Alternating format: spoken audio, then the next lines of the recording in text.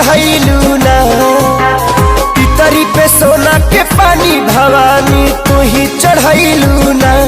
अरे माई रहनी भैंसा चरवैया गवैया तू ही बनैलू ना।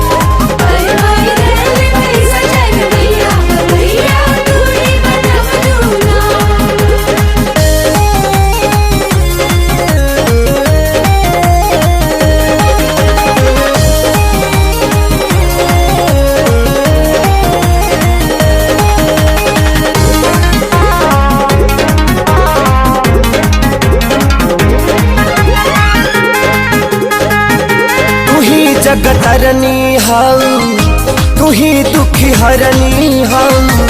कहे लई है त समाज हो।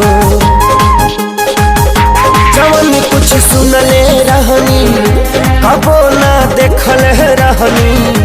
देखे के मिल गईले आज हो।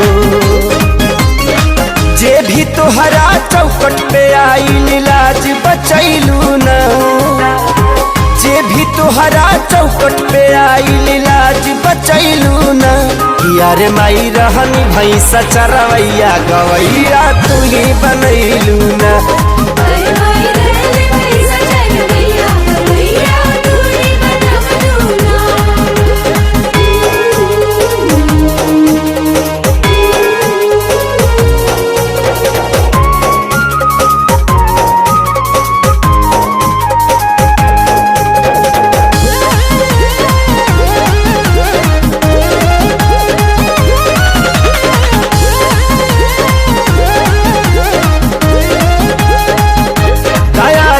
कैलू मैया सहैया भैलू मैया।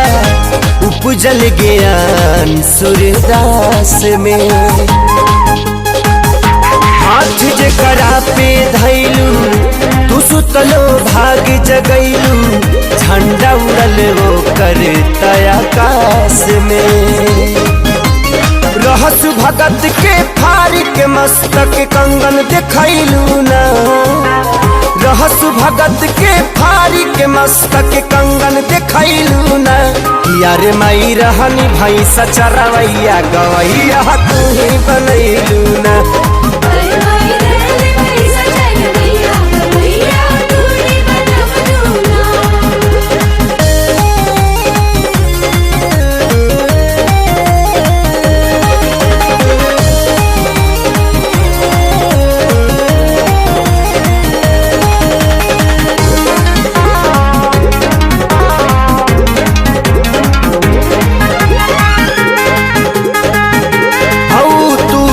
कल्याणी तू ही तो सूर्य भवानी। दिहलू कलम प्यारे लाल के। पूजन जब तोहरो कैले खेसारी जे कुछ पहले। रखले बाड़े आज ले संभाल के। सातों सुर के रचना में तू सृष्टि सजैलू ना। सातों सुर के रचना में तू सृष्टि सजैलू ना। यार माही रहनी भैंसा चरवैया गवैया तू ही बनैलू ना।